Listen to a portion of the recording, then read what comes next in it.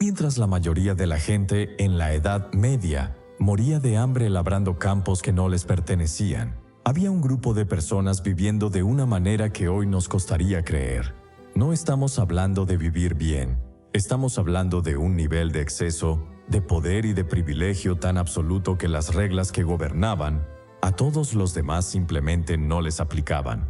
Podían decidir sobre la vida de cientos de personas antes del desayuno.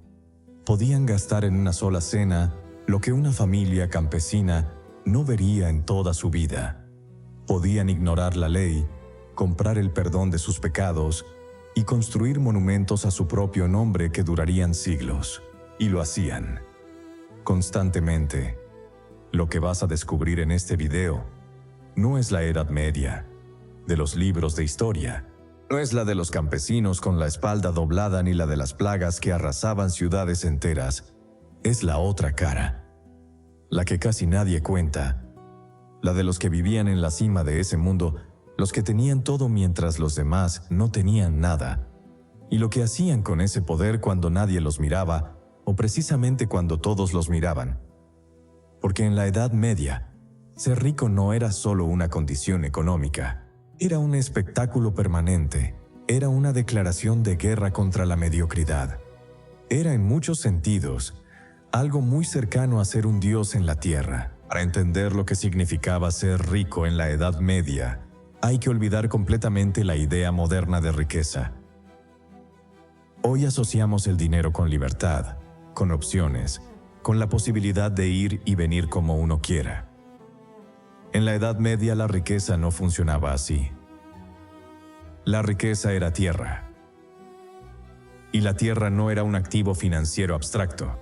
Era el control directo sobre todo lo que crecía en ella, sobre todos los animales que la pisaban y sobre todas las personas que la trabajaban. Un señor feudal no era rico porque tuviera dinero en algún cofre. Era rico porque miles de hectáreas de terreno le pertenecían, junto con los bosques, los ríos, los molinos y los campesinos que dependían de todo eso para sobrevivir. Esos campesinos no podían irse, no podían trabajar para otro. No podían negarse a pagar los tributos que el Señor les imponía. Eran parte del paisaje tanto como los árboles o las piedras, y el Señor los gobernaba con la misma naturalidad con que disponía del resto de sus posesiones. Esta estructura se llamaba feudalismo, y durante siglos fue la realidad inamovible de Europa. No había elecciones, no había mercado libre, no había movilidad social en ningún sentido reconocible. Nacías en el lugar que te correspondía y ahí te quedabas. Y si tenías la suerte de nacer en la cima de esa pirámide, el mundo entero se organizaba a tu alrededor para servirte. Pero la tierra no era la única fuente de poder. Los señores feudales también tenían algo que hoy nos cuesta imaginar en manos privadas: la justicia.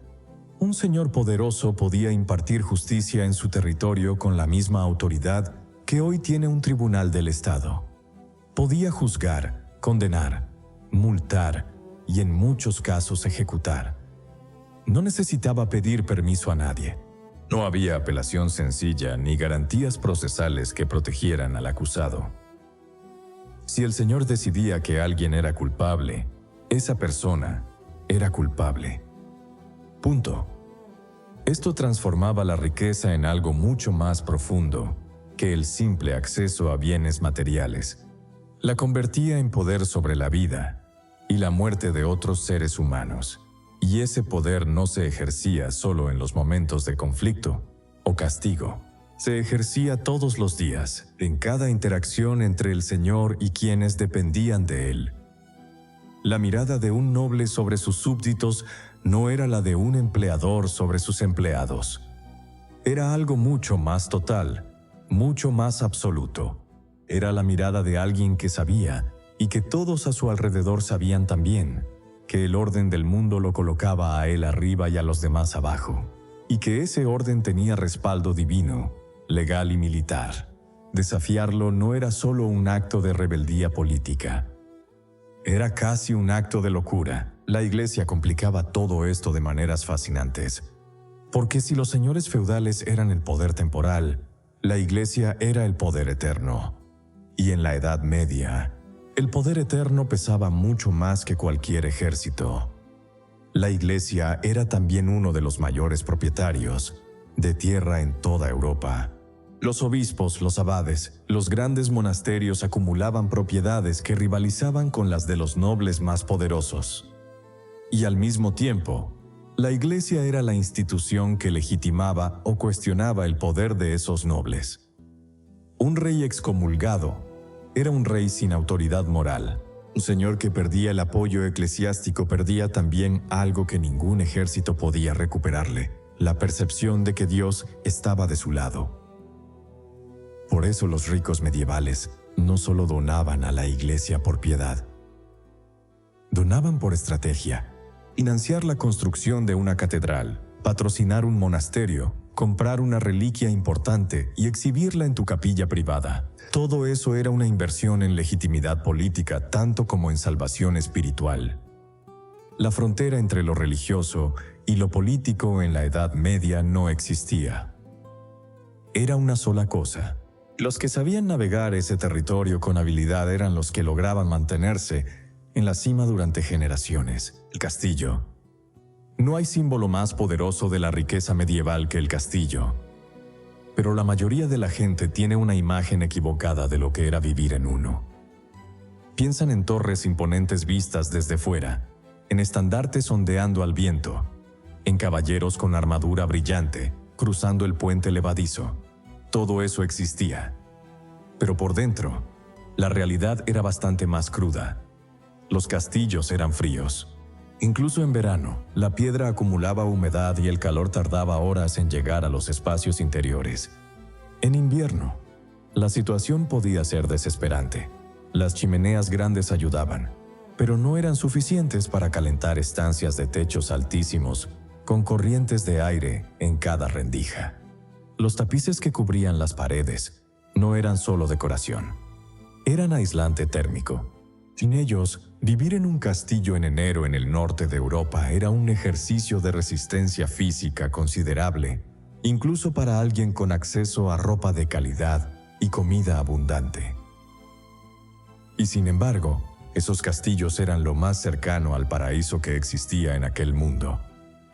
Porque fuera de sus muros, la vida de la inmensa mayoría era infinitamente peor. La pobreza, el hambre, la exposición a los elementos sin ningún tipo de protección real, la dependencia total de una cosecha que podía fallar y de un señor que podía ser generoso o despiadado según le pareciera. Visto desde ahí, incluso un castillo frío era un lugar de privilegio extraordinario. La ubicación de un castillo nunca era accidental. Se elegía con una lógica que combinaba la defensa militar con algo igualmente importante: la visibilidad. Un castillo debía verse desde lejos. Debía dominar el horizonte de la región de una manera que recordara constantemente a todos, campesinos, comerciantes, viajeros y posibles enemigos, quién controlaba ese territorio. Construir en una colina, en un acantilado sobre un río, en el punto más alto del paisaje disponible, no era solo una decisión táctica. Era un mensaje permanente grabado en piedra. Estoy aquí. Esto es mío. Y tengo los recursos, los hombres y la voluntad para defenderlo. Esa visibilidad tenía también una función psicológica que los señores medievales entendían perfectamente. El poder que se ve es poder que no necesita demostrarse constantemente con la fuerza. La sola presencia de esas torres en el horizonte era suficiente para recordar a la población que el orden existente era sólido, permanente y casi imposible de desafiar.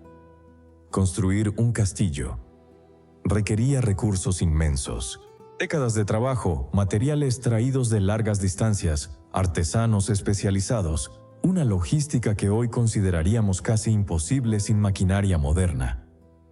El hecho de que alguien pudiera encargarlo y terminarlo era en sí mismo una demostración de poder, tan elocuente como cualquier victoria militar. Dentro del castillo, el espacio estaba organizado con una jerarquía tan estricta como la sociedad que lo rodeaba. No todo el mundo vivía igual dentro de esos muros. El señor y su familia ocupaban los mejores aposentos, los más alejados de la entrada, los más protegidos. Los sirvientes más importantes, mayordomo, tesorero, cocinero principal, vivían en condiciones aceptables. Los sirvientes de rango inferior dormían donde podían, en pasillos, en establos, en rincones cerca de las cocinas donde al menos el calor del fuego llegaba. Pero todos, desde el señor hasta el último mozo de cuadra, formaban parte de un organismo que tenía que funcionar de manera coordinada para mantener el nivel de vida que se esperaba. Un castillo grande podía tener entre 50 y 200 personas viviendo dentro o en sus inmediaciones directas, todas con funciones específicas, todas dependiendo unas de otras, todas contribuyendo al mantenimiento de una maquinaria social extraordinariamente compleja. Dirigir eso no era tarea sencilla. Requería organización, autoridad, capacidad para resolver conflictos internos y habilidad para mantener la lealtad de personas con intereses muy distintos. Los grandes señores medievales no eran solo guerreros o terratenientes. Eran, en el sentido más práctico de la palabra, administradores de comunidades enteras. La cama del señor medieval merece un capítulo aparte porque era, literalmente, uno de los objetos más valiosos de cualquier castillo. No estamos hablando de un colchón y unas sábanas. Estamos hablando de una construcción de madera elaborada con dosel, cortinas que caían hasta el suelo, colchones rellenos de plumas de ganso o de lana cardada, sábanas de lino fino, mantas de piel y almohadas bordadas. Todo eso junto podía costar lo que un artesano corriente ganaba en varios años, y no era solo lujo. Tenía una función práctica importante. Las cortinas del dosel mantenían el calor corporal durante la noche y protegían a quien dormía dentro de las corrientes de aire, que circulaban constantemente por los castillos. La privacidad que proporcionaban era también valiosa en un espacio donde decenas de personas convivían sin separación real entre los distintos espacios. Dentro de ese dosel cerrado, el señor tenía algo que la mayoría de sus contemporáneos nunca conocería: un momento de aislamiento real. Las camas con dosel más elaboradas podían tener tallas de madera en los postes, telas bordadas con los colores heráldicos de la familia, flecos de oro o plata en las cortinas. Eran objetos de representación tanto como de descanso. Y cuando el señor recibía visitas importantes en sus aposentos, la cama era parte del escenario, parte de la declaración visual de quién era y cuánto valía. Las ventanas de vidrio eran otro marcador de estatus absolutamente definitivo en la Edad Media. Hoy las damos por completamente descontadas. En el siglo XII o XIII, tener ventanas de vidrio en tu residencia era un lujo que solo los más ricos podían permitirse. La mayoría de las construcciones de la época tenían ventanas cubiertas con tela encerada, con madera, con pieles tratadas o simplemente abiertas al exterior con postigos que podían cerrarse. Todas esas soluciones dejaban pasar el frío, el viento y la lluvia de maneras que hacían la vida interior bastante incómoda. El vidrio cambiaba eso radicalmente. Permitía la luz sin el frío, la visibilidad sin la exposición, y era extraordinariamente caro de producir en cantidades suficientes para cubrir las ventanas de un castillo. Los vidrieros medievales eran artesanos de élite cuyos servicios se pagaban muy bien. El vidrio coloreado, que hoy asociamos principalmente con las catedrales góticas, también aparecía en las residencias de los más poderosos, añadiendo color a la luz que entraba y transformando los espacios interiores en algo que a los visitantes les podía parecer casi milagroso. Una habitación bañada de luz coloreada filtrada por vidrio era, en el contexto de la Edad Media, una experiencia sensorial que muy pocas personas en el mundo podían tener, y eso la hacía doblemente valiosa como instrumento de impresión. Los banquetes medievales de la nobleza eran algo que hoy nos resultaría difícil de categorizar correctamente. No eran simplemente cenas, no eran solo fiestas, eran eventos políticos de primera magnitud, cuidadosamente diseñados para transmitir mensajes específicos sobre el poder, la generosidad y el alcance de quien los organizaba. La preparación de un gran banquete comenzaba días o semanas antes. Había que cazar o comprar los animales, encargar las especias más exóticas disponibles, reunir los ingredientes necesarios para platos que requerían técnicas de elaboración complejas, organizar el servicio, la música, el entretenimiento, la disposición de las mesas y la gestión de los invitados con toda la sensibilidad política que eso requería. Sentar a alguien en un lugar determinado de la mesa era una declaración sobre su estatus relativo dentro de la jerarquía social. Colocar a alguien demasiado lejos del anfitrión era una ofensa que podía tener consecuencias diplomáticas reales. Los grandes señores medievales sabían esto y manejaban la disposición de los banquetes con la misma precisión con que manejarían una campaña militar. Cada detalle era intencional. Cada plato que llegaba a la mesa formaba parte de un lenguaje visual y sensorial cuyo propósito era dejar claro, sin necesidad de palabras, quién tenía el control en esa sala. La comida que se servía en esos banquetes era, en muchos casos, completamente impresionante por su escala y por su elaboración.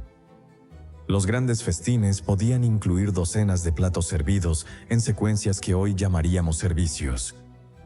Primero carnes asadas de diferentes animales: jabalí, ciervo, cabrito, cisne, pavo real.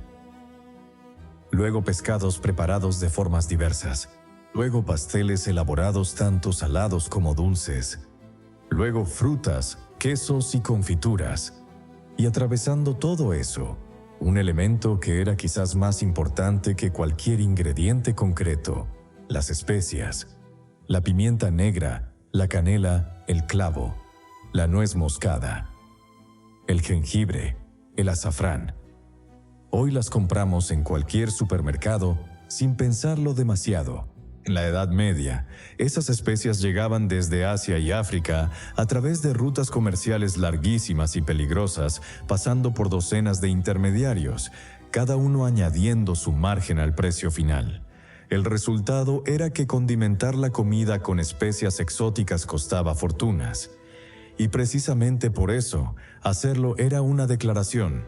Significaba que tus conexiones comerciales llegaban hasta el otro extremo del mundo conocido. Significaba que tenías los recursos para pagar lo que la mayoría de la gente no podía ni imaginar. Significaba que tu mesa era un mapa de tu poder. Algunos de los platos que se servían en los grandes banquetes medievales eran tan elaborados que hoy los clasificaríamos más como instalaciones artísticas que como comida. Los cocineros de la alta nobleza competían entre sí en creatividad y en espectacularidad. Un plato famoso en las crónicas medievales era el entremets, que literalmente significaba entre platos, y que podía ser cualquier cosa desde una escultura comestible hasta un espectáculo de entretenimiento que ocurría mientras los invitados comían. Se servían cisnes y pavos reales con todas sus plumas, recolocadas después de cocinados para que parecieran vivos.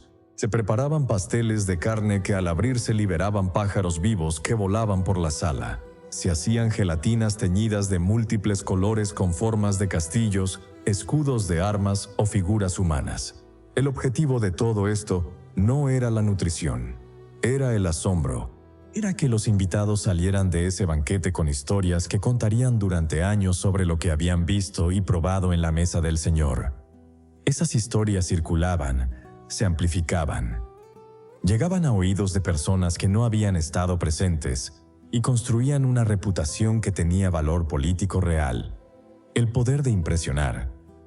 En la Edad Media, era una forma concreta de poder. El vino era absolutamente central en cualquier banquete medieval que se preciara.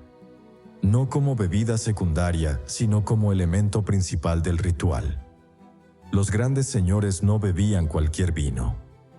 Tenían bodegas con producciones de diferentes regiones, seleccionadas con cuidado y servidas en copas de plata o de estaño, que ya eran por sí mismas objetos de valor considerable. El agua era desconfiable, especialmente en ciudades y poblaciones con fuentes contaminadas. El vino, aunque el medieval era frecuentemente más ácido y de menor calidad que el moderno. Era al menos relativamente seguro de beber. Los ricos lo bebían sin dilución o ligeramente diluido. También era común añadirle especias, miel, hierbas o frutas para crear bebidas más complejas que demostraban refinamiento. Existía también la hidromiel, la cerveza de alta calidad y en ocasiones especiales bebidas traídas de regiones lejanas que hacían de su mera presencia en la mesa una declaración de alcance geográfico. El hecho de poder ofrecer a tus invitados bebidas que no eran de la región, que habían viajado cientos de kilómetros para llegar a esa mesa, era parte del lenguaje del lujo medieval. Decía: mi mundo es más grande que el vuestro. Mis recursos llegan más lejos. Mi mesa es el centro de algo que va más allá de este castillo y de esta región. La ropa de la nobleza medieval era quizás el marcador de estatus más visible y más constantemente exhibido de todos los que existían en aquel tiempo. En una sociedad sin fotografías, sin retratos accesibles para la mayoría y sin medios de comunicación que pudieran transmitir la imagen de alguien a distancia, la ropa que llevabas puesta en el momento en que alguien te veía era toda la información que esa persona tenía sobre tu posición en el mundo. Y los nobles medievales lo sabían y explotaban esa realidad al máximo. La seda era el material más valorado. Llegaba desde China y Persia a través de rutas comerciales que cruzaban medio mundo, perdiendo mercancía en tormentas, robos y naufragios a lo largo del camino. Lo que llegaba a Europa era caro precisamente porque muy poco llegaba. Llevar una prenda de seda en la Edad Media equivalía a llevar para caro precisamente porque muy poco llegaba. Llevar una prenda de seda en la Edad Media equivalía a llevar puesto un porcentaje significativo de la riqueza de una familia corriente. El terciopelo era otro material de élite. Su producción requería técnicas especializadas que solo los mejores talleres de Italia y Flandes dominaban. El resultado era una tela con una profundidad visual y una suavidad táctil que ningún otro material podía igualar. Los grandes señores medievales usaban terciopelo no solo en sus ropas, sino en sus sillas, en sus camas, en los arreos de sus caballos más importantes. Era una declaración de riqueza que lo impregnaba todo. Los colores de la ropa eran también un lenguaje en sí mismos. No todos los colores eran iguales en la Edad Media. Algunos eran prácticamente imposibles de conseguir sin acceso a materiales muy específicos y muy caros. El púrpura, por ejemplo, se obtenía de un molusco marino que había que recolectar en grandes cantidades para producir pequeñas cantidades de tinte. El proceso era laborioso, maloliente y extraordinariamente costoso. Por eso el púrpura se asociaba desde la antigüedad con el poder supremo, con la realeza y con los más altos rangos eclesiásticos. En el mundo medieval, ver a alguien vestido de púrpura era recibir información inmediata e inequívoca sobre su estatus. El rojo intenso, el azul profundo, el verde brillante también requerían tintes que no eran fáciles de obtener ni de fijar correctamente en las telas. Las telas teñidas de manera desigual o que perdían el color rápidamente delataban el uso de materiales de baja calidad. Las telas con colores ricos, uniformes y duraderos delataban lo contrario. El ojo entrenado de cualquier habitante de la Edad Media podía leer en los colores de la ropa de alguien una historia bastante precisa sobre su posición social y sus recursos económicos. Era un sistema de comunicación visual tan sofisticado como cualquier uniforme moderno, pero mucho más sutil y mucho más cargado de significado. Los adornos de la ropa añadían otra capa de información y de valor. Bordados con hilos de oro y plata, gemas cosidas directamente a las telas, perlas enhebradas en cuellos y mangas, aplicaciones de piel en bordes y puños. Una sola prenda de vestir de un gran noble podía llevar semanas de trabajo de varios artesanos especializados. El peso total de las ropas de ceremonia de un alto noble medieval podía ser considerable, no por las telas, sino por todo lo que llevaban encima. Y ese peso era también simbólico. Cargar con esas prendas era cargar con la historia de la familia, con los colores heráldicos que identificaban el linaje, con el trabajo y los materiales que representaban riqueza acumulada durante generaciones. Las prendas de vestir importantes no se tiraban cuando se desgastaban, se guardaban, se heredaban, se modificaban para adaptarlas a nuevas medidas o nuevas modas. Se desmontaban para recuperar los hilos de metal o las gemas que llevaban cosidas. En algunos casos, las telas se reutilizaban en objetos litúrgicos donados a iglesias, lo que añadía una dimensión espiritual a la cadena de valor de esas prendas extraordinarias. La higiene en la Edad Media es uno de los temas más malentendidos de todo el periodo. La imagen popular dice que nadie se bañaba nunca y que todo el mundo olía mal todo el tiempo. La realidad es considerablemente más matizada, especialmente en lo que respecta a la nobleza. Es cierto que existía una desconfianza médica hacia el agua, basada en las teorías médicas de la época sobre los 4 humores y sobre la forma en que el cuerpo interactuaba con el entorno. Algunos médicos medievales advertían de que bañarse con frecuencia podía debilitar el cuerpo al abrir los poros y dejar entrar el frío o las enfermedades. Estas advertencias se tomaban en serio porque la medicina medieval no tenía manera de refutarlas con evidencia y porque las consecuencias de enfermarse eran potencialmente devastadoras en un mundo sin antibióticos ni tratamientos eficaces para la mayoría de las infecciones graves.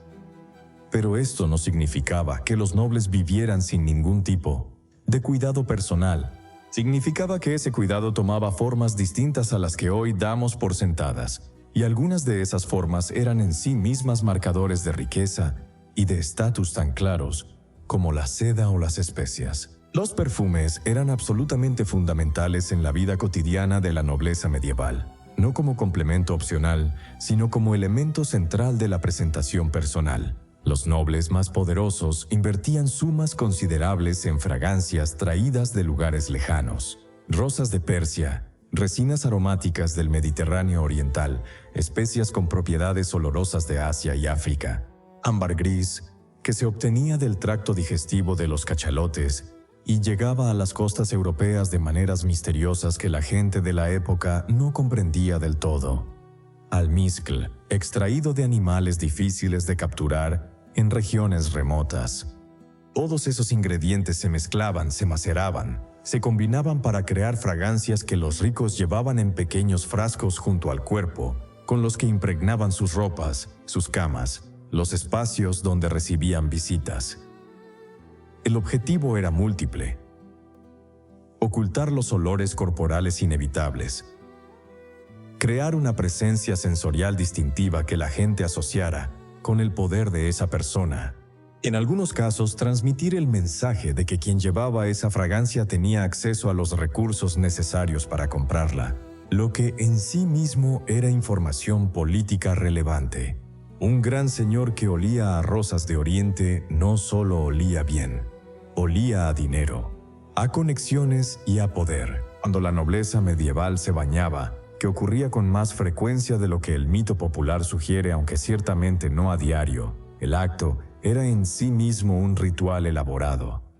Las tinas de baño eran objetos grandes y pesados, frecuentemente de madera y forradas de telas, para proteger la piel de las astillas y para mantener el calor del agua. Calentar suficiente agua para llenar una tina de ese tamaño requería el trabajo de varios sirvientes durante un tiempo considerable. Había que traer el agua de pozos o fuentes, calentarla en calderos sobre el fuego, transportarla en cubos o jarras, verterla en la tina con la temperatura adecuada y repetir el proceso varias veces para llenarla suficientemente. Todo ese trabajo antes de que el señor pusiera un pie en el agua. A eso se añadían hierbas aromáticas, pétalos de flores, sales o aceites mezclados al agua para hacerla más agradable y para darle propiedades que se consideraban beneficiosas para la salud. El baño de un noble no era un acto privado, en el sentido moderno. Sirvientes de confianza estaban presentes para asistir, para calentar más agua si era necesario, para proporcionar los paños con los que secarse después. Era un ritual de cuidado físico, pero también de exhibición del nivel de servicio al que uno tenía acceso. La relación de la nobleza medieval con la Iglesia era uno de los aspectos más complejos y más interesantes de toda su existencia. no era simplemente una relación de fe, aunque la fe era real y profunda en la mayoría de los casos. Era también una relación de poder, de negociación permanente, de inversiones mutuas y de dependencias recíprocas que atravesaban absolutamente todos los aspectos de la vida de los nobles más importantes. La Iglesia necesitaba el dinero y la protección militar de la nobleza para construir sus catedrales, mantener sus monasterios y extender su influencia. La nobleza necesitaba la legitimación moral y espiritual de la Iglesia para justificar su posición en la cúspide de la jerarquía social. Sin el apoyo de la Iglesia, un noble era solo alguien con tierra y soldados. Con ese apoyo, era alguien cuyo poder tenía respaldo divino, alguien a quien oponerse era enfrentarse no solo a un señor terreno, sino a un orden establecido por Dios. Esa combinación era extraordinariamente difícil de desafiar. Y ambas instituciones, la nobleza y la Iglesia, lo sabían y lo cultivaban con cuidado. Las indulgencias fueron uno de los productos más extraordinarios que la Edad Media generó en la intersección entre riqueza y religión. Una indulgencia era un documento emitido por la autoridad eclesiástica que reducía o eliminaba el tiempo que el alma de una persona debía pasar en el purgatorio antes de alcanzar el cielo. La teología detrás de esto era compleja, pero la práctica era simple. A cambio de donaciones, actos de caridad o peregrinaciones importantes, la Iglesia podía conceder alivio espiritual cuantificable para un noble medieval que vivía con el lujo y el exceso que vamos describiendo, y que al mismo tiempo creía firmemente en el purgatorio y en la posibilidad de pasar tiempos indeterminados en él pagando por sus pecados terrenos. Las indulgencias no eran un lujo superficial. Eran una necesidad existencial. La posibilidad de comprar alivio espiritual, de acortar el sufrimiento posterior a la muerte mediante inversiones realizadas antes de ella, encajaba perfectamente con la lógica de un mundo donde casi todo podía comprarse si uno tenía suficientes recursos. Los nobles más ricos patrocinaban misas perpetuas, oraciones que continuaban durante años o décadas después de su muerte, pagadas de antemano para asegurar que alguien recordara su alma ante Dios de manera regular e indefinida. Construir una capilla propia dentro de un castillo, financiar la construcción de una iglesia o catedral completa, era una de las inversiones más significativas que un noble medieval podía realizar. No solo por el coste económico, que era enorme, sino por lo que representaba en términos de legado y de posición espiritual. Una capilla familiar era un espacio sagrado en el que el noble y su familia podían asistir a misa sin mezclarse con el pueblo llano. Era un espacio de acceso controlado donde lo divino y lo privado coincidían de una manera que reforzaba la separación entre la élite y el resto. Los capellanes privados, sacerdotes empleados directamente por el noble, eran también un marcador de estatus importante. Tener acceso personal a un representante de Dios, disponible para los sacramentos en cualquier momento y en la privacidad del hogar propio, era un privilegio que la inmensa mayoría de la población medieval nunca tendría. Para los más pobres, la religión se practicaba en espacios compartidos con cientos de otras personas, con curas sobreocupados que atendían a comunidades enteras. Para los más ricos, la religión podía ser una experiencia íntima, personalizada, directamente conectada con los intereses y necesidades de la familia. La superstición en la Edad Media no era algo separado de la vida cotidiana de los ricos. Era parte integrante de ella, entretejida con las decisiones más importantes que tomaban. Antes de una batalla, un señor consultaría no solo a sus generales, sino a astrólogos que leyeran las posiciones de los planetas para determinar si el momento era favorable. Antes de un matrimonio importante, se considerarían los augurios disponibles. Antes de una inversión significativa en tierras o en construcción, se buscarían señales que indicaran si el momento y el lugar eran propicios. Esto no era considerado irracional en el contexto de la época. Era información. Era el equivalente medieval de consultar a los mejores expertos disponibles antes de tomar una decisión importante. Los astrólogos más reputados cobraban honorarios considerables y tenían acceso a las cortes más importantes de Europa. Su trabajo era tomado con seriedad absoluta por personas que en otros aspectos de su vida demostraban una capacidad analítica notable. La distinción moderna entre lo racional y lo supersticioso no existía de la misma manera. El universo medieval era un espacio donde lo visible y lo invisible interactuaban constantemente, donde las fuerzas espirituales tenían efectos físicos reales, y donde ignorar esas fuerzas era una imprudencia que podía costar cara. Los amuletos y las reliquias eran objetos de una importancia que en el contexto medieval era completamente seria y genuina. Una reliquia, un fragmento de hueso de un santo, un trozo de tela que había tocado un cuerpo sagrado, un objeto que la tradición decía había pertenecido a Cristo o a la Virgen, era considerada literalmente portadora del poder espiritual, de aquello a lo que había estado asociada. Ese poder tenía efectos prácticos, protegía de enfermedades, daba ventaja en batallas, garantizaba cosechas, atraía peregrinos, los nobles que podían permitirse comprar reliquias importantes, y los precios que se pagaban por ellas podían ser astronómicos. Hacían una inversión que era simultáneamente espiritual, política y económica. Una reliquia importante en la capilla de un castillo convertía ese lugar en destino de peregrinación. Los peregrinos necesitaban alojamiento, comida, servicios. El flujo de personas que llegaban atraídas por la reliquia generaba actividad económica que beneficiaba al territorio del Señor. Y al mismo tiempo, la posesión de esa reliquia elevaba el estatus espiritual del noble, sugiriendo que sus méritos eran suficientes para que Dios permitiera que un objeto tan sagrado estuviera bajo su custodia. El miedo al castigo divino era una presencia constante en la vida de los ricos medievales y en muchos sentidos era un contrapeso real al exceso.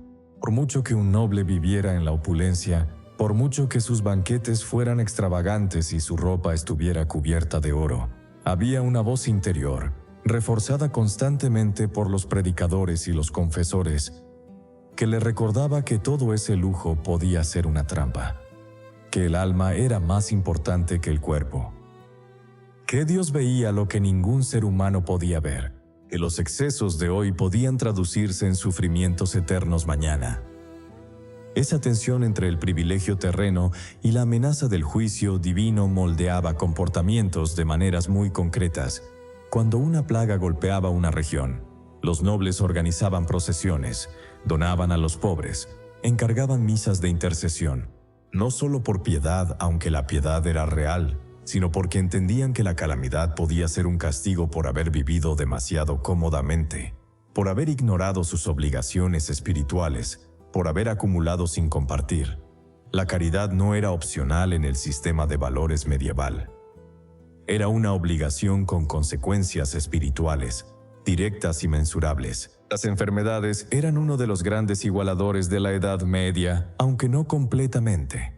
Los ricos tenían acceso a médicos cuando los pobres no los tenían. Podían pagar por tratamientos, por medicamentos, por los mejores conocimientos disponibles en ese momento.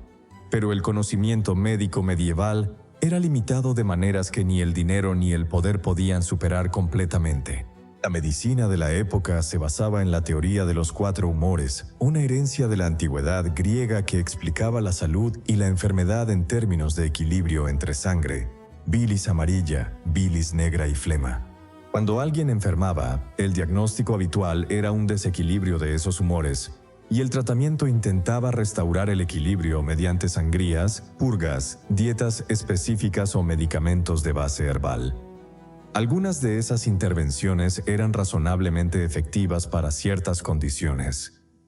Muchas otras eran inútiles o directamente dañinas.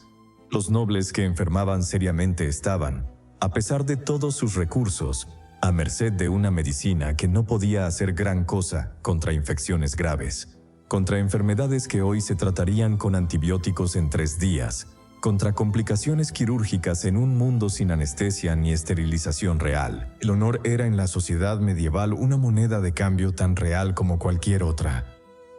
Para la nobleza, la reputación no era una cuestión de vanidad personal. Era la base sobre la que descansaban las alianzas políticas, las relaciones comerciales, la lealtad de los vasallos y la capacidad de negociar desde una posición de fuerza. Un noble cuyo honor estaba intacto tenía credibilidad. Sus palabras valían, sus promesas eran tomadas en serio, sus amenazas eran creídas. Un noble cuyo honor había sido cuestionado, ya sea por una acusación de cobardía, por una traición conocida o por un comportamiento considerado deshonroso dentro del código de su clase, perdía algo que era extraordinariamente difícil de recuperar. Y en un mundo donde la información viajaba lentamente, pero llegaba lejos a través de las redes de mensajeros y viajeros, una reputación dañada podía seguir a una persona durante décadas y a través de distancias considerables. Por eso la protección del honor era una preocupación absolutamente central en la vida de la nobleza medieval. No como ejercicio de orgullo desmedido, sino como gestión racional de un activo estratégico fundamental. Los duelos eran la manifestación más dramática de esa lógica del honor, pero no la única ni quizás la más común. Antes de llegar al duelo, existían protocolos elaborados de desafío, respuesta, negociación y mediación, que podían extenderse durante semanas o meses.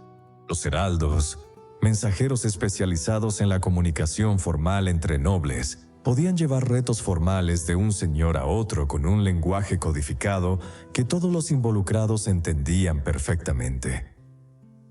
La respuesta a ese reto tenía que seguir también protocolos precisos.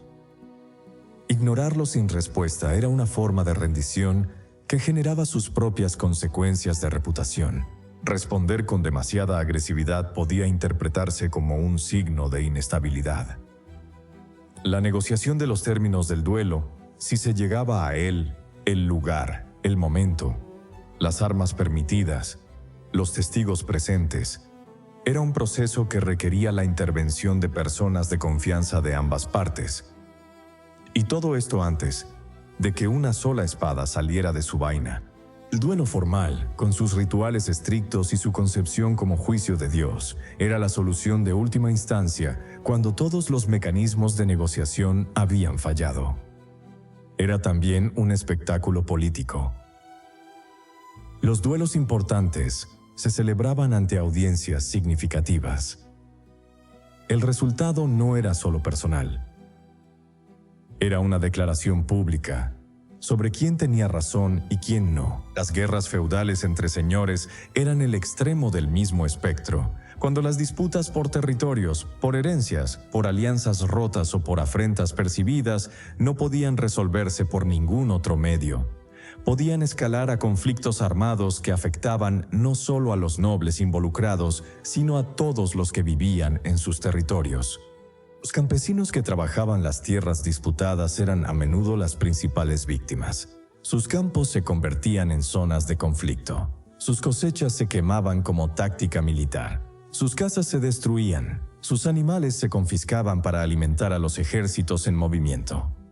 El noble que ganaba el conflicto obtenía tierras, recursos y reputación. El que perdía podía perder todo. Los campesinos, independientemente del resultado, sufrían independientemente de quién ganara.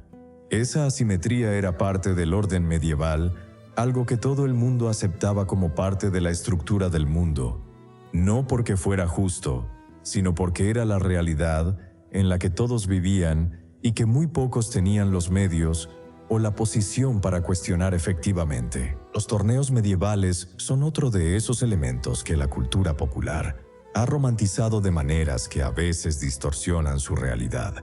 La imagen del torneo como evento festivo, con caballeros elegantes compitiendo por el honor de una dama en un ambiente de caballería idealizada, es una versión que refleja más las novelas y las películas que los documentos históricos. Los torneos reales eran eventos extraordinariamente peligrosos donde la gente moría con regularidad. Las lanzas rotas podían convertirse en proyectiles mortales. Las caídas de caballo con armadura completa causaban lesiones frecuentemente fatales. Los combates cuerpo a cuerpo entre caballeros, aunque teóricamente regulados para minimizar las muertes, eran lo suficientemente violentos como para causar heridas graves con asiduidad. Los primeros torneos medievales eran básicamente batallas simuladas con reglas mínimas y consecuencias que podían ser casi tan mortales como las batallas reales. Con el tiempo se fueron regulando más, introduciendo más restricciones y haciendo los enfrentamientos individualmente más controlados. Pero el elemento de riesgo físico real nunca desapareció del todo, y en cierta manera ese riesgo era parte del punto. Un torneo donde nadie se arriesgara nada no demostraría el valor que se suponía debía demostrar, pero los torneos eran también, y quizás principalmente, eventos políticos y sociales de primera magnitud. Reunían en un mismo lugar a nobles de diferentes regiones que normalmente no tendrían ocasión de estar en contacto directo.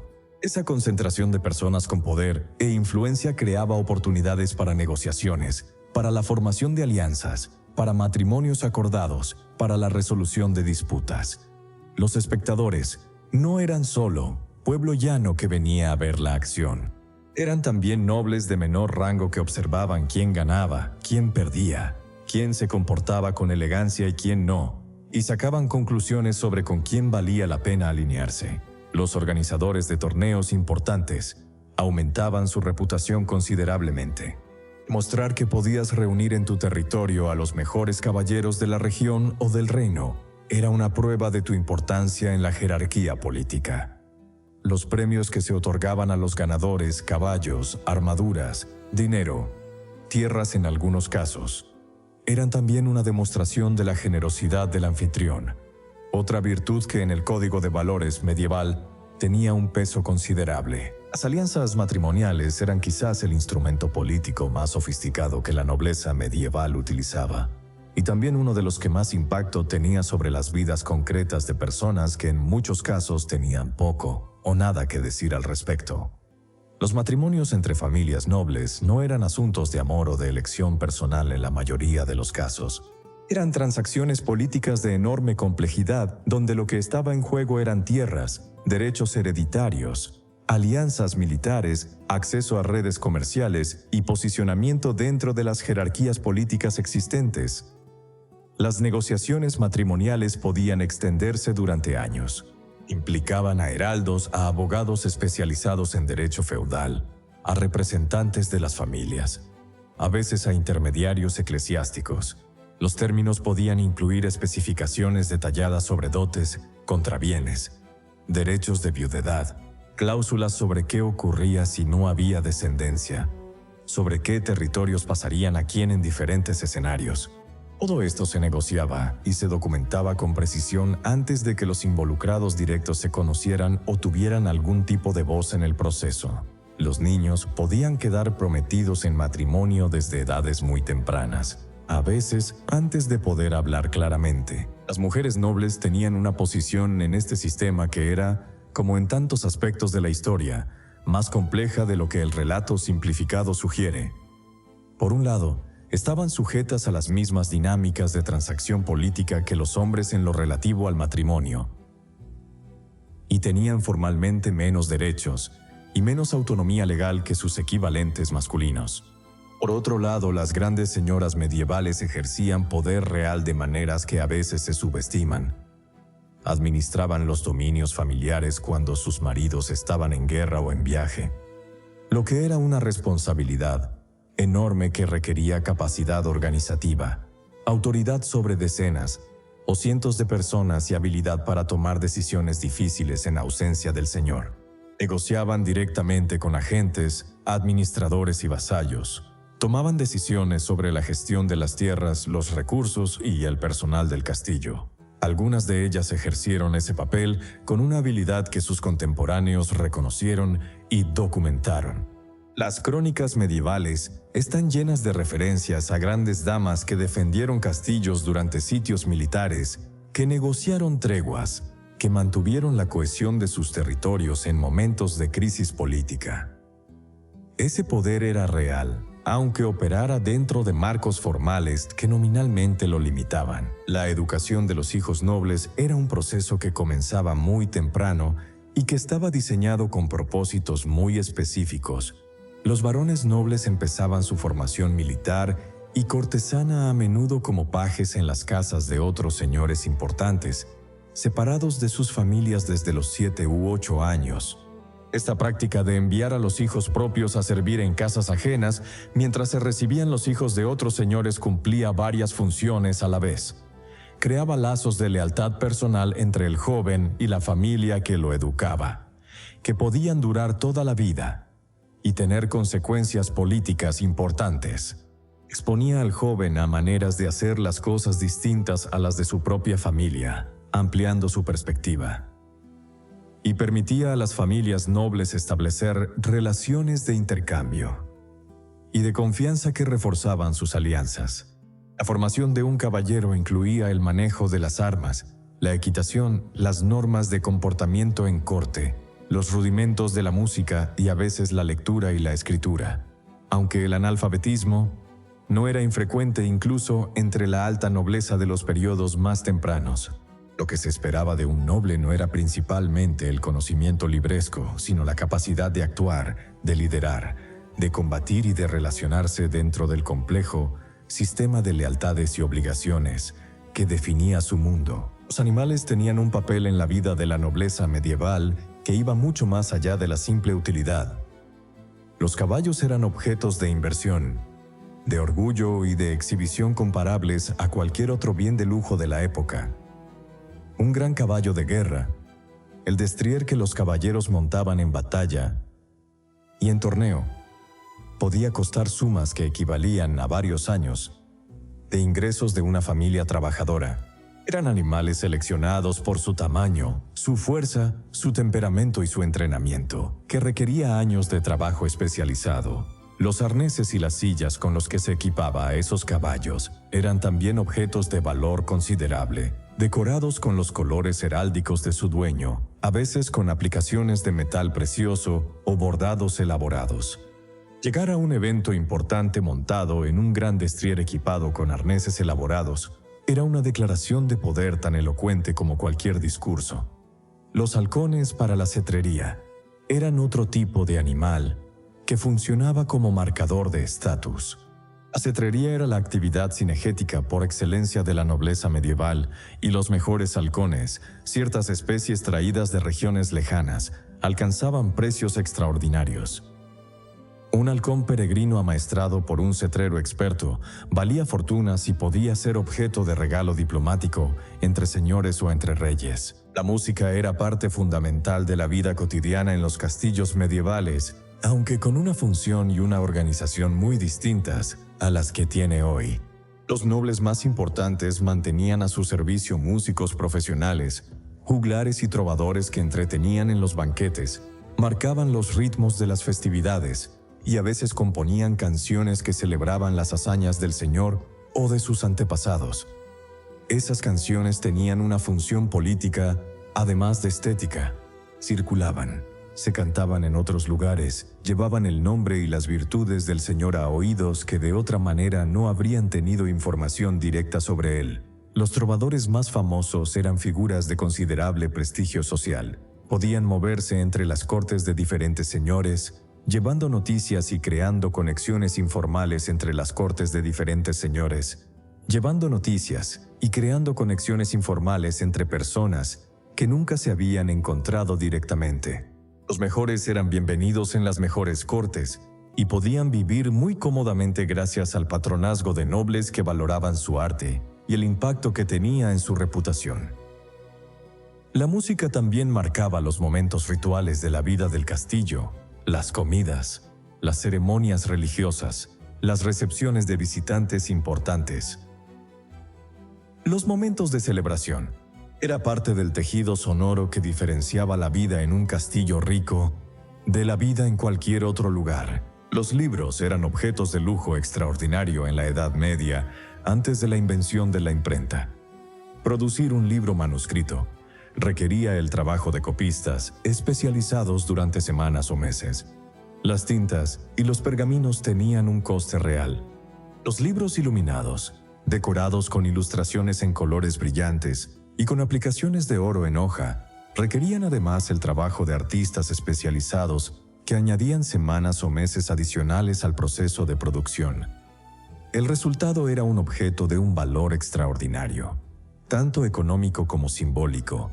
Las bibliotecas de los grandes nobles medievales eran pequeñas en comparación con las modernas, a veces de apenas decenas de volúmenes, pero representaban una inversión considerable y una declaración de valores intelectuales que no todos los nobles de la época compartían. Poseer libros, especialmente textos clásicos o religiosos importantes, señalaba a quien lo hacía como alguien de aspiraciones más amplias que la simple acumulación de tierra y poder militar. Con el desarrollo de las universidades medievales desde el siglo XII, el acceso a la educación formal fue creciendo gradualmente. Aunque siguió siendo un privilegio principalmente de la Iglesia y de los más ricos durante mucho tiempo. Los hijos de grandes familias que recibían educación universitaria adquirían una combinación de conocimientos y conexiones que podía ser enormemente valiosa para las familias que los enviaban. Las fiestas religiosas eran momentos de demostración de poder tan importantes como los torneos o los banquetes. La Navidad, la Pascua, las fiestas de los santos patronos de la familia, todos esos momentos del calendario litúrgico eran ocasiones en que el noble demostraba su piedad y su generosidad de maneras que toda la comunidad podía ver y juzgar. Organizar una festividad religiosa importante significaba financiar misas solemnes con música elaborada, distribuir comida y limosna entre los pobres de la región, invitar a los vecinos de mayor rango a celebraciones en el castillo y en algunos casos encargar obras artísticas permanentes que conmemoraran el evento.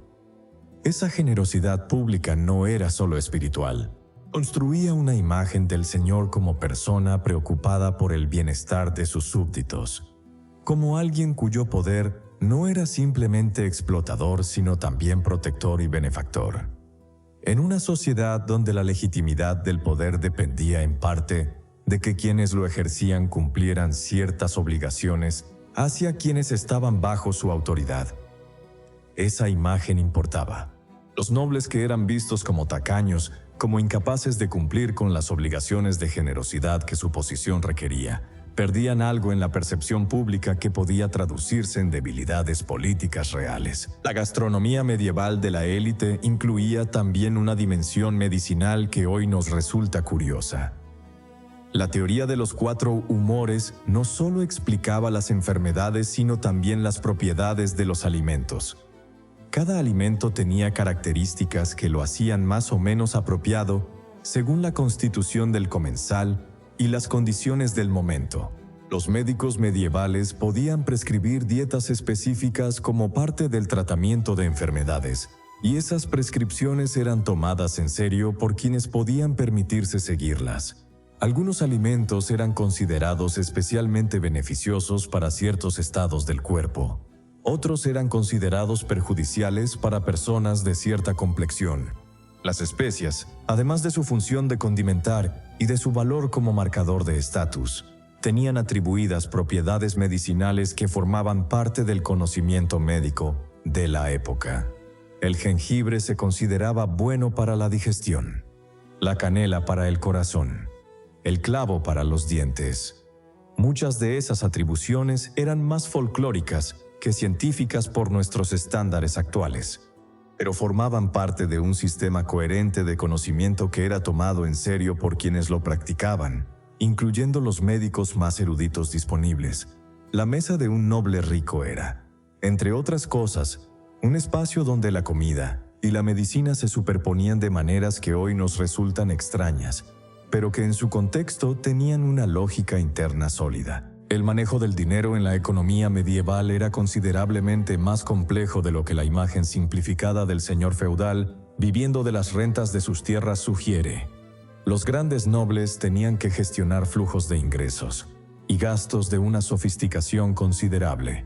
Los ingresos llegaban de múltiples fuentes: rentas de los campesinos, derechos sobre molinos y mercados, peajes sobre caminos y puentes, ingresos de la justicia, botín de guerra, regalos y pagos de vasallos.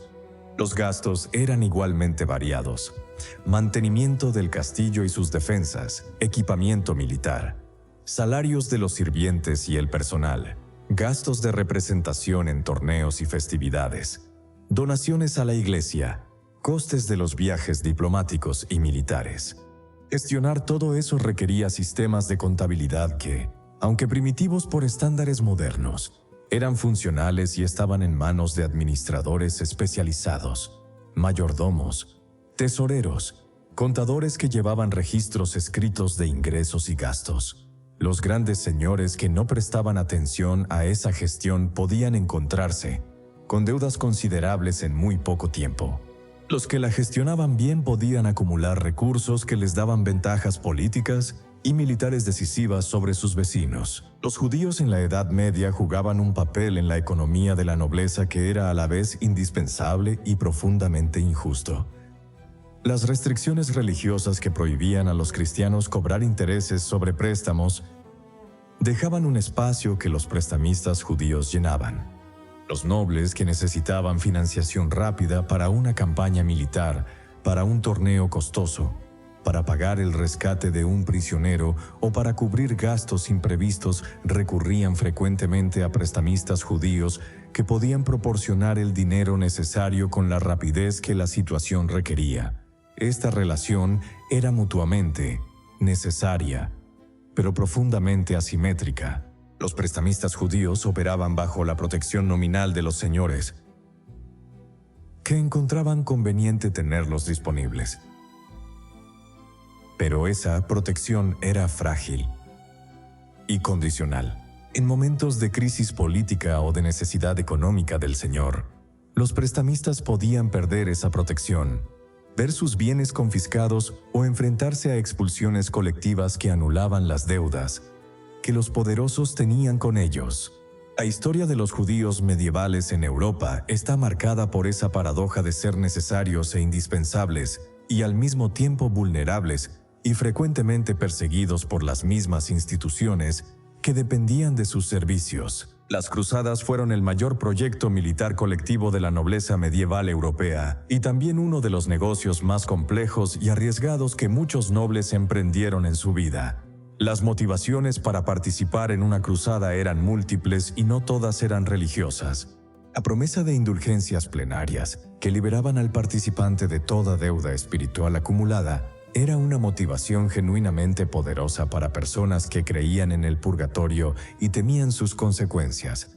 Pero también estaban las motivaciones más terrenales, la oportunidad de ganar botín en territorios lejanos, la posibilidad de establecer señoríos propios en tierra conquistada, el prestigio que venía de participar en algo que toda Europa cristiana consideraba una empresa sagrada, y para los hijos menores de familias nobles, que no heredarían las propiedades familiares por la ley de primogenitura, la cruzada era una de las pocas oportunidades disponibles de construir algo propio.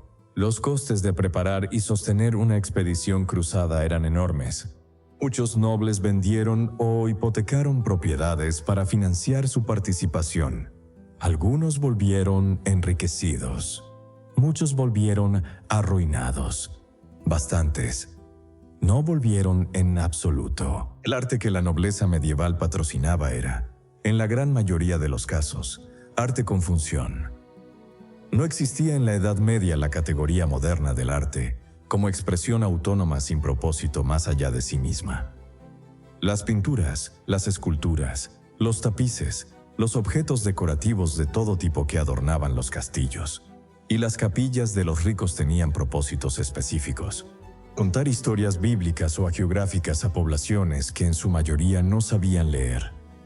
Celebrar las hazañas de los antepasados del Señor y reforzar así la legitimidad de su posición. Demostrar la riqueza y el buen gusto del comitente a quienes visitaban su residencia. Crear un entorno visual que transmitiera poder, piedad y refinamiento simultáneamente.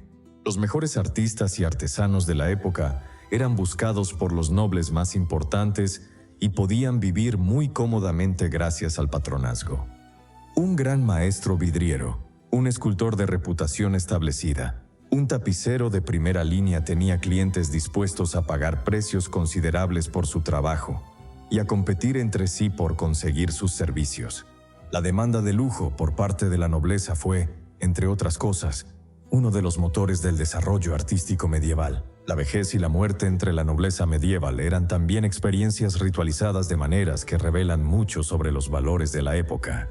Llegar a viejo en la Edad Media era un logro estadístico considerable. Las tasas de mortalidad infantil eran devastadoras incluso entre los más ricos. Las guerras, los accidentes y las enfermedades sin tratamiento efectivo reducían la esperanza de vida de manera dramática en comparación con los estándares modernos. Los que llegaban a edades avanzadas eran vistos frecuentemente con una combinación de respeto y de peso político que su longevidad les había ganado. Un noble anciano con décadas de experiencia, de alianzas cultivadas y de sabiduría acumulada era un activo político real para su familia y para su red de aliados. La preparación para la muerte comenzaba mucho antes del final. Los testamentos medievales son documentos extraordinariamente detallados que revelan la complejidad de los mundos que los grandes señores administraban y las preocupaciones que los acompañaban al final. Las disposiciones sobre dónde y cómo ser enterrado, qué donaciones hacer a la iglesia para asegurar la salvación del alma, cómo distribuir los bienes entre herederos legítimos e ilegítimos, cómo compensar a sirvientes fieles y cómo gestionar las deudas pendientes. Todo eso quedaba especificado con un detalle que refleja tanto la complejidad de lo especificado, de las vidas de los grandes nobles, como la seriedad con que tomaban las consecuencias de su muerte sobre quienes quedaban después. Las tumbas de la nobleza medieval eran en sí mismas declaraciones políticas y espirituales de primera magnitud. Ser enterrado dentro de una iglesia, preferiblemente cerca del altar, era un privilegio reservado para los más importantes. La posición de la tumba dentro del edificio eclesiástico reflejaba con precisión la posición del difunto en la jerarquía social. Los más poderosos descansaban bajo losas de piedra elaboradas, con figuras esculpidas en su superficie que representaban al difunto en actitud de plegaria o en pose heroica con su armadura. Esas figuras esculpidas, llamadas gisans, eran retratos idealizados que transmitían la imagen que la familia quería que perdurase de ese noble. No necesariamente cómo era en realidad, sino cómo quería ser recordado. Los epitafios grabados en las losas pedían oraciones por el alma del difunto, una solicitud que no era retórica sino completamente seria. Cada persona que pasaba por esa tumba y leía el epitafio y rezaba una oración, aunque fuera breve, estaba contribuyendo al bienestar espiritual del difunto según la lógica teológica medieval. Diseñar una tumba que maximizara el número de oraciones que iba a generar era una forma de planificación espiritual que los nobles más importantes tomaban con la misma seriedad que planificaban sus campañas militares o sus alianzas matrimoniales. La decadencia de una familia noble medieval podía ser tan rápida y dramática como su ascenso. El sistema que creaba y sostenía la riqueza de la élite también podía destruirla con eficiencia despiadada. Una serie de malas cosechas en los dominios de un señor reducía sus ingresos mientras sus gastos permanecían constantes o aumentaban. Una derrota militar podía costarle tierras, el rescate de prisioneros importantes o directamente la muerte. Una alianza matrimonial que resultaba en disputas de herencia podía consumir recursos y energía durante décadas. Una acusación de herejía o de traición podía suponer la confiscación de todos los bienes y el fin de la línea familiar en una sola generación. El mundo medieval era un lugar donde la fortuna podía cambiar con una rapidez que hacía que incluso los más seguros en su posición mantuvieran cierta conciencia de la fragilidad de lo que tenían. Esa conciencia de la caída posible no era solo psicológica. Moldeaba comportamientos concretos. La inversión en alianzas múltiples para no depender en exceso de ninguna. La diversificación de las fuentes de ingresos. La construcción de relaciones de lealtad personal lo suficientemente sólidas como para sobrevivir a los momentos de dificultad. Los grandes señores medievales que duraban generaciones no eran solo afortunados. eran también hábiles navegadores de un entorno profundamente inestable. El impacto de la peste negra sobre la nobleza medieval en el siglo XIV fue un evento que transformó el mundo que venimos describiendo de maneras que ningún contemporáneo podía haber anticipado completamente. La pandemia que comenzó en Asia Central y llegó a Europa a partir de 1347 mató entre un tercio y la mitad de la población del continente en pocos años. La nobleza no era inmune. Sus castillos no los protegían de una enfermedad que se transmitía de maneras que nadie comprendía. Sus médicos no tenían tratamientos efectivos. Sus oraciones y sus reliquias no detenían el avance de la infección. Los grandes nobles morían junto a los campesinos, aunque quizás con más comodidad en sus últimos días. Las consecuencias económicas y sociales de esa mortalidad masiva fueron profundas y duraderas. La escasez súbita de mano de obra después de la pandemia fortaleció la posición negociadora de los campesinos, supervivientes de maneras que habían sido impensables antes de la plaga. El feudalismo que describimos nunca se recuperó completamente de ese golpe.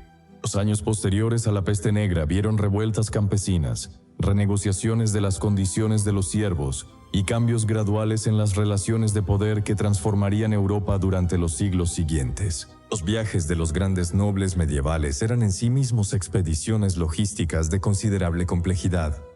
Un gran señor que se desplazaba entre sus propiedades o que acudía a la corte real no viajaba solo ni ligeramente. Viajaba con una comitiva que podía incluir decenas de personas, caballeros de escolta, sirvientes, cocineros, administradores, capellán personal y los objetos personales necesarios para mantener ciertos estándares de vida durante el trayecto. Las posadas y los alojamientos disponibles a lo largo de los caminos medievales eran de calidad muy variable. Los grandes monasterios ofrecían hospitalidad a los viajeros de rango, lo que era tanto un servicio como una oportunidad política para ambas partes. Las casas de otros nobles en el camino también podían ofrecer alojamiento, con todos los rituales de hospitalidad y las obligaciones recíprocas que eso implicaba. Recibir bien a un noble importante que pasaba por tu territorio era una oportunidad para demostrar tu propio nivel y para cultivar una relación que podía ser valiosa. No recibirlo bien era una ofensa que podía tener consecuencias. Los caminos medievales eran también peligrosos. Los bandidos eran una amenaza real incluso para comitivas numerosas y bien armadas. Las condiciones climáticas podían volver intransitables muchas rutas durante meses. Los ríos sin puentes suficientes requerían cruzadas en barca o vados que podían ser peligrosos en épocas de crecida. El final de la Edad Media no fue un evento único ni un momento preciso. Fue un proceso largo y complejo en el que el mundo que hemos descrito fue transformándose gradualmente en algo diferente. La aparición de estados nacionales más centralizados fue reduciendo el poder autónomo de los señores feudales. La burguesía urbana, los comerciantes y artesanos enriquecidos por el crecimiento del comercio, fue creando una clase de personas con recursos considerables que no pertenecían a la nobleza, pero que podían competir con ella en consumo y en influencia. El dinero comenzó a importar más que la tierra como fundamento de la riqueza, un cambio que erosionaba las bases del sistema feudal. La imprenta, que llegó a mediados del siglo XV, democratizó el acceso al conocimiento de maneras que transformarían la relación entre la Iglesia, la educación y el poder. Las grandes monarquías de finales del medievo fueron construyendo aparatos de Estado que reducían los espacios de autonomía de los señores locales. Y los propios nobles fueron adaptándose a ese mundo cambiante, transformando su identidad de guerreros feudales a cortesanos, de señores de la guerra a administradores del Estado, de propietarios independientes a servidores de reyes que exigían lealtad directa y exclusiva. Ese proceso de transformación sería largo y lleno de resistencias, pero su dirección era irreversible. Lo que queda de todo esto, más allá de los castillos que todavía se pueden visitar y de los manuscritos que se conservan en los museos, es una imagen extraordinariamente compleja de lo que significa el privilegio en su forma más concentrada y más descarada. Los ricos medievales vivían en un mundo que organizaban a su favor con una eficiencia que admira y perturba a la vez. Tenían acceso a lujos que la mayoría de sus contemporáneos no podían ni imaginar. Tenían poder sobre las vidas de otros que hoy nos resulta difícil de concebir como algo aceptable. Y al mismo tiempo vivían con miedos, supersticiones y vulnerabilidades que el dinero y la tierra no podían eliminar completamente. La enfermedad los encontraba igual que a los campesinos. La muerte llegaba sin avisar igual que a todos. El miedo al infierno los acompañaba igual que a los más humildes. En ese sentido, el privilegio medieval era inmenso pero no absoluto. Era poder sobre los demás, pero no sobre el universo. Era control sobre la tierra, pero no sobre el tiempo. Era acceso a todo lo que el mundo de entonces podía ofrecer, con la conciencia permanente de que ese mundo era frágil, provisional y sometido a fuerzas que ningún castillo podía contener. Ese contraste entre el esplendor exterior y la fragilidad interior es quizás lo que hace que ese mundo, tan distante del nuestro en tantos sentidos, siga diciéndonos algo sobre nosotros mismos